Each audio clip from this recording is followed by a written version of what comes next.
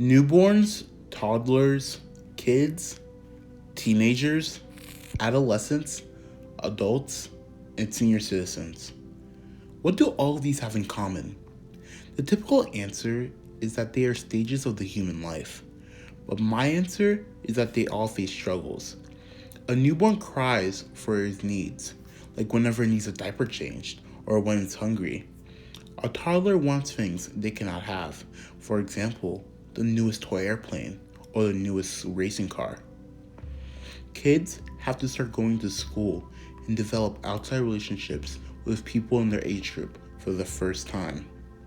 Teenagers face changing hormones, which can lead to feelings of depression, anxiety, and loneliness. Adults have to pay bills and worry about finances, but also raise kids while worrying about their parents' age and health. Finally, senior citizens have to face the inevitable reality of death. All too often, the lower age groups are focused upon. They're covered in the media, which is usually hosted by people 64 and under. They tell stories which appeal to them. Moreover, they usually ignore the story that every single American and person around the world will face, aging and the problems that come with it. This short documentary will focus on the effects of geriatric care in relation to government benefits and socioeconomic status.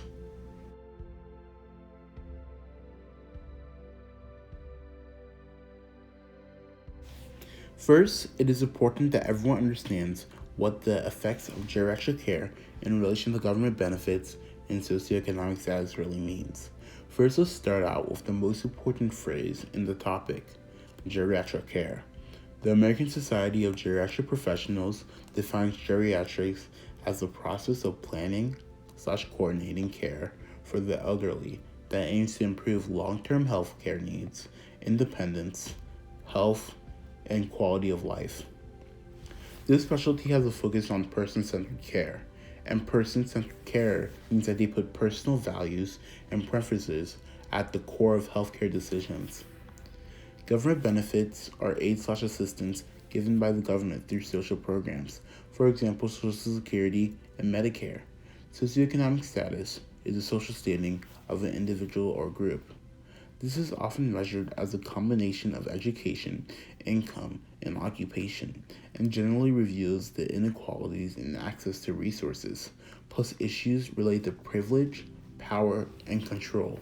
Geriatric care relates significantly to government benefits and socioeconomic status because as the population group that uses geriatric care is 65 and older. This population group receives Social Security benefits. According to the Social Security Administration, for the 2019 year, the average Social Security monthly benefit was $1,461. This amounts to $17,532 a year, which is slightly above the poverty line. Social Security was made to supplement retirement savings or for people who didn't save for retirement. It was meant to give them a stable source of money. However, by 2035, if Congress does not act, it is estimated that the Social Security Administration will run out of money because of the significant amount of baby boomers surpassing retirement age. Also, according to the World Health Organization, by 2050, the world population of seniors will be 2 billion, which is approximately 20.4% of the predicted world population. Another benefit the government gives to seniors is Medicare. Medicare is a federal health insurance program that is split into 3 parts. Medicare Part A, hospital insurance. This covers inpatient hospital stays, care in a skilled nursing facility, hospice care, and some home health care. Medicare Part B, medical insurance, covers certain doctor services, outpatient care, medical supplies, and preventative services. Finally, Medicare Part D provides prescription drug coverage. Another form of Medicare is Medicare Part C, otherwise known as Medicare Advantage. This Medicare Advantage includes parts of Medicare Part A, Medicare Part B, and Medicare Part D. This is given through private insurance. and is typically supported by the federal government. Typically, senior citizens face low socioeconomic status when compared to other age groups. The reality is that as people get older, they will experience increasing dependence on others for basic requirements, such as driving, shopping, cleaning the house, keeping up on medications, and safely existing in their own home. This dependence is what lowers the social status of many seniors.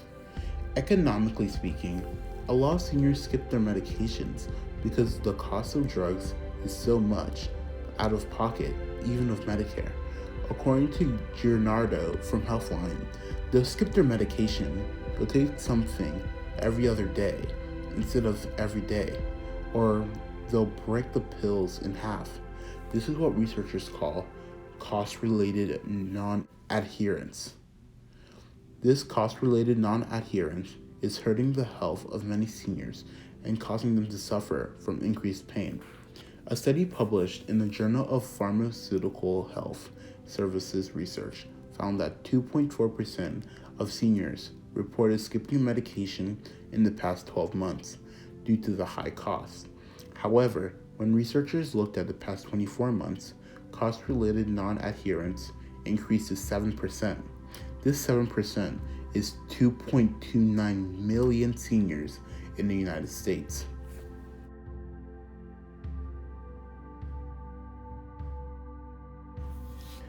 As baby boomers reach retirement age, geriatric care grows to be more important. Every day, 10,000 people reach retirement. Every month, 61 people receive Social Security benefits. And every year, 2.5 million people pass on in long-term care facilities. Everyone is eventually going to have an experience with geriatric care. Whether it's your mother, father, grandfather, grandmother, friends, or yourself, you will have an experience with geriatric care. Jackie Bones Banner, a daughter of a former patient at Howard County General Hospital, shares her wonderful memories of her father, who was a geriatric care patient. She also shares how thankful she is for the geriatric care at the hospital. Here's the video.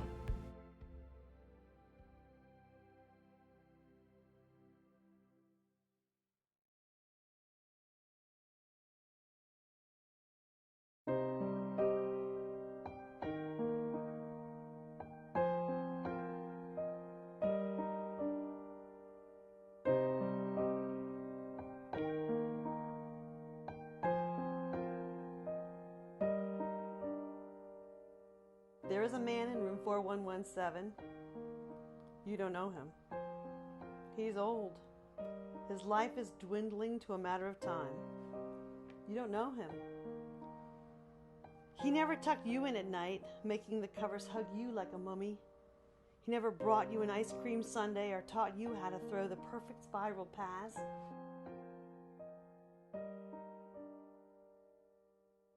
He never snuggled you under his arm as he read you each of the funnies on Sunday morning. He never laid out your lunch money in neat rows on the table each school day. He never picked you up and threw you into the air and then hugged you tight. When he got home from teaching school, smelling of chalk dust and daddy aftershave. He was never there to put one of his big arms around you when you suffered a lost romance. He never cheered you on a graduation or offered you words of encouragement when you thought you couldn't go on. So many things he never did with you.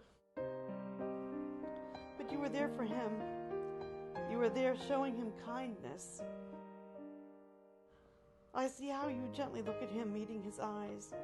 I see how your compassionate hands reach out to help him now that he can't help himself. You will never know how much you are giving to him. You will never know how grateful I am.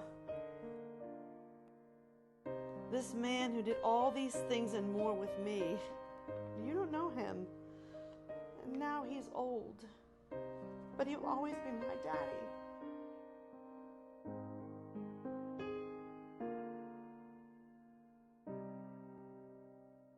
Thank you, all of you.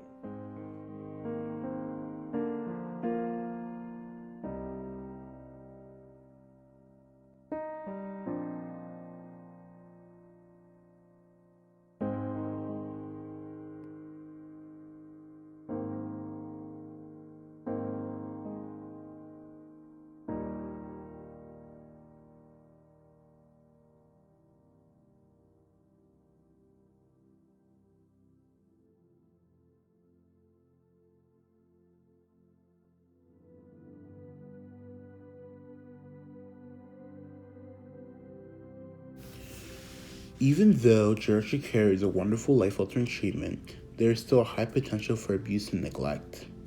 Most of the latter half of the senior population is in distilled nursing facilities. These distilled nursing facilities are locations where people of geriatric age can receive healthcare services. Local examples include Western Maryland Hospital Center and Kaufman Nursing Home. Another facility that a lot of people are put in the end of their life is hospice. Hospice provides end-of-life care. The major reason why people choose hospice is because it embodies the values of geriatric care. Many patients at the end of their lives are deprived of making choices, but at hospice, they can choose to die peacefully instead of being in immense pain. The concern for distilled nursing facilities and other long-term care facilities is that the potential for abuse is great. Patients tend to underreport instances of abuse because of their lack of the ability to do so. Patients are reliant on the staff in these long-term care facilities, and many have lost the ability to speak. To address these problems, it is important that we educate patients on their rights and how to report concerns they have about staff.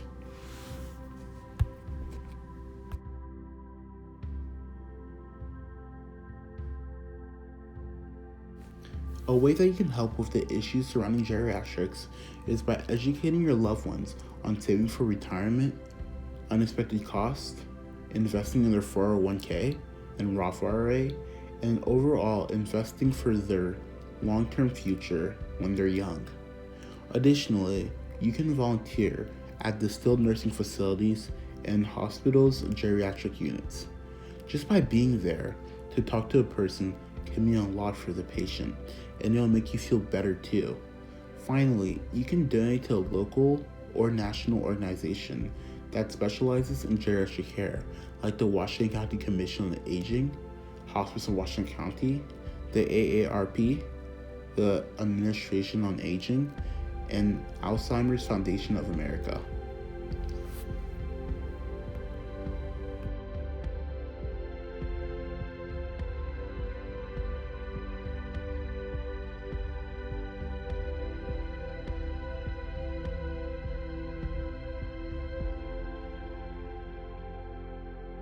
Hello, my name is Kevin Boku, and this was my MYP Personal Project, the geriatric care in relation to government benefits and socioeconomic status.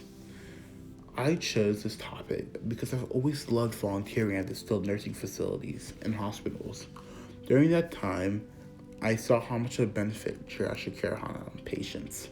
Also, during June 2019, I lost my uncle to colon cancer. Moreover, I saw how much Montgomery Hospice did for him and how peaceful he was in his last days. Because of these events, my passion for geriatric care developed. I chose government benefits in relation to socioeconomic status because I want seniors to be knowledgeable about what benefits they can receive, but also because I want to educate the public on the challenges in geriatrics. So thank you for watching this short documentary, and please make sure to reach out to a loved one about what they can do to help support geriatrics or what they can do to access care. Have a great day.